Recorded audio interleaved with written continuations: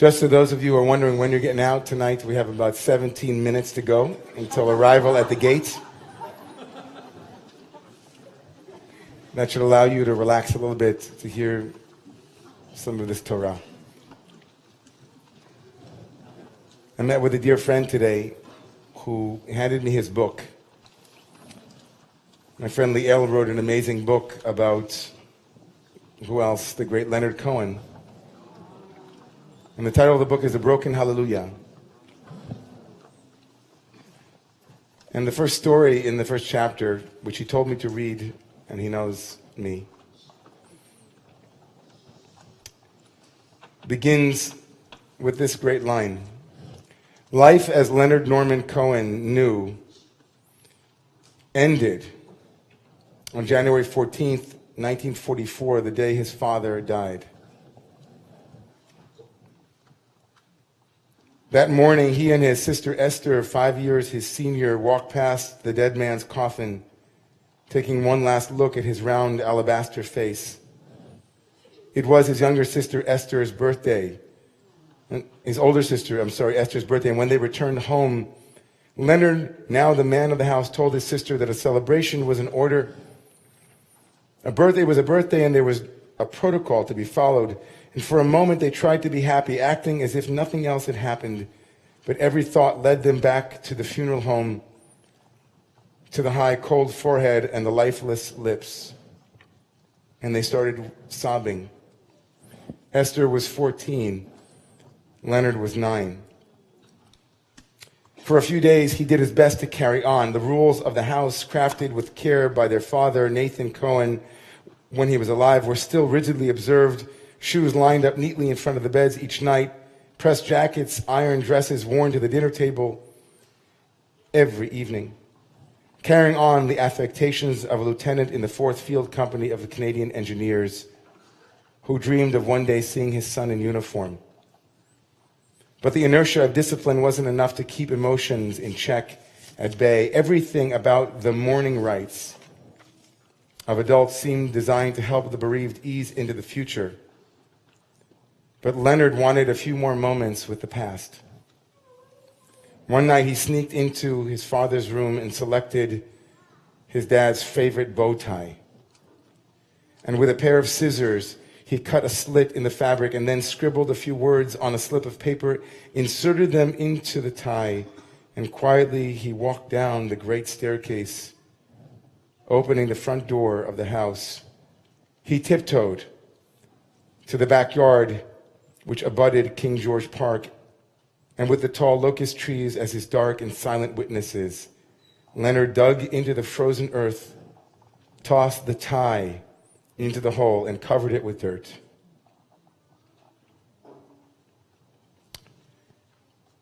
It was the first time I wrote. It was the first thing I wrote, he told People magazine many years later. And I've been digging in that garden for years, looking for that note. Maybe that's all I'm doing, looking for that note. This story so touched me when I read it. The notion that this great prophet, this great poet, this incredible light, can imagine his whole life as just one long digging in the garden in his father's backyard, trying to find that note. It moves me, but it inspires me also. That his father's death was the catalyst. It was the moment that released the gift, the daemon, that he carried. His unique contribution to the world began at a moment of deep crisis, of unimaginable absence. He found the beginning of the gift that he would give to the world. He found his deployment at a moment of crisis, at a moment of chaos, at a moment of rupture. The crack in everything that the light gets in began with a crack known as his father, and the earth he dug in which to say goodbye. The power of that image, the power of knowing that we are all looking for that note. looking for that moment where our own gift will be given to the world, where we will know with absolute certainty that we have been deployed, what our shlichut is, who we are meant to be in the world, and what it is that we are meant to give, our unrepeatable, absolutely unimitatable, unique us. And it happens during crisis. Tomorrow morning, another crisis will give birth to something. Tomorrow morning, in the parsha known as Toldot, we are introduced to the twins. One who is a mama's boy, who is known as the simple one, slightly elitist and maybe snobby, who sits intense and has the language of eloquence, and his ruby red brother, man of the field, man of the populace. And the crooked Jacob will steal the blessing from the birthright, the ruby red one, who feels so unheard. But before their birth, we're introduced to their mother, an amazing woman named Rebecca. Rivka, we were introduced to at the end of the Akedah, the end of chapter 22 of the book of Genesis, and then in the longest chapter in the entire book of Genesis, we're told about the matchmaking that happens in order to find Rebecca. And Rebecca famously said, echoing Isaac's father, Abraham, I will go wherever I will go, Elech. Rebecca, that strong woman, is introduced to us tomorrow morning as someone who is struggling in pregnancy. She's having a very difficult pregnancy. The Torah tells us, Vayitro tetzuha bani b'kirba, and the boys were fighting in the womb. And she said aloud, Vatomer in Cain, if this is true, Lama ze anochi? Lama ze anochi? Why am I? Rebecca, who is struggling with the pains of a pregnancy that she can't understand, that she can't make sense of, a pregnancy that she begged for, that her husband Isaac prayed for, confused by this pain and suffering, feeling this inner conflict, she says, in Cain, if this is Cain, if this is true, Lama ze anochi? Why am I? And that phrase, Lama ze anochi, why am I, is a confusing phrase. It doesn't really make much sense. Why am I what? Why am I hangs as if we know what the end of the sentence is. Why am I? Lama ze anochi? Why am anochi? Why am I? Which leads the great medieval commentator Rashi to say, why am I means, why am I, why did I pray? If I am suffering so much in this pregnancy, what was the point of all of my prayers? What did I get myself into? So that's the first model of what we do when we're in suffering.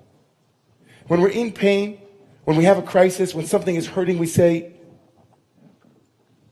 what did I do to deserve this? Did I set this up somehow? Is it my fault? Lama ze anochi, says Rashi, what was I doing praying? Had I known how bad it was going to be when I would be pregnant, I might not have prayed for this. Is this what I prayed for? It was supposed to be rosy. It was supposed to be perfect. It was supposed to be the perfect pregnancy. I would have a list on Bye Bye Baby.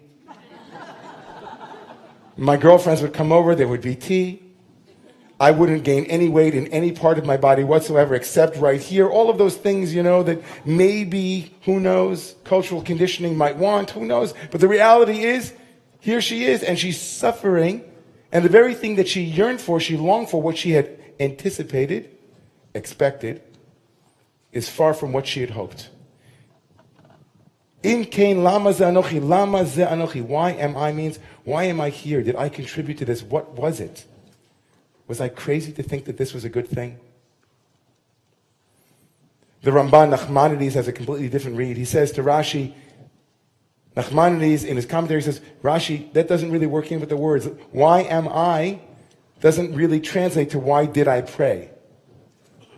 And so the Ramban says something radical. He says, she's actually asking, why do I exist at all?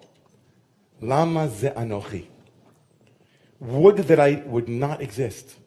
I wish that I were not.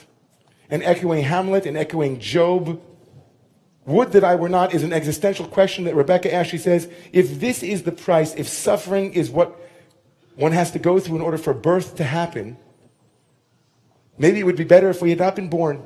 And echoing a Talmudic conversation, is it better not to have been born than to be born? Maybe echoing the Buddha, life is suffering. It's all dukkha. Is it worth it? Maybe I wish I would be dead. Somebody put me out of my misery.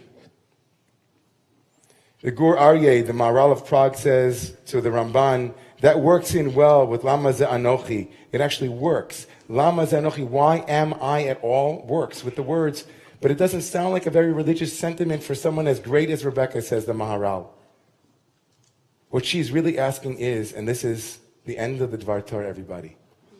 So listen. What she's really saying is, if this is suffering, why am I at all sitting around doing nothing? Shouldn't I go and inquire and investigate and make sense of what it is that contributes to suffering? Says Maharal, the Ramban, you're right. It's an existential question, but it's not an existential question that says, why do I exist at all? It is, what is my deployment? Vatelech lidroshet Adonai. She goes to find the answer. She goes to find the truth. She goes on a journey. Maharal's Rebecca is where we are. It's where the poem was that we read almost 45 minutes ago. Two nations in one womb, says the Torah tomorrow morning. Two nations in one womb wrestling with each other. Two nations believing that there's only enough for one. Two nations, as our poet said so beautifully, in their hearts trying to face one another. The wrestling is also trying to face each other, trying to hear each other. And we are suffering. I'm suffering. We're all suffering. And we have that moment where we say, you know what? There's suffering. You know what? What did I do to bring this on? That's Rashi. Lama ze anochi. What did we do? Maybe it wasn't worth it.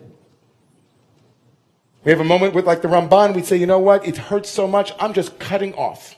I'm completely shutting down. I can't watch any more news. I can't get involved with anybody. I can't talk to. I just don't want to deal. Don't want to deal.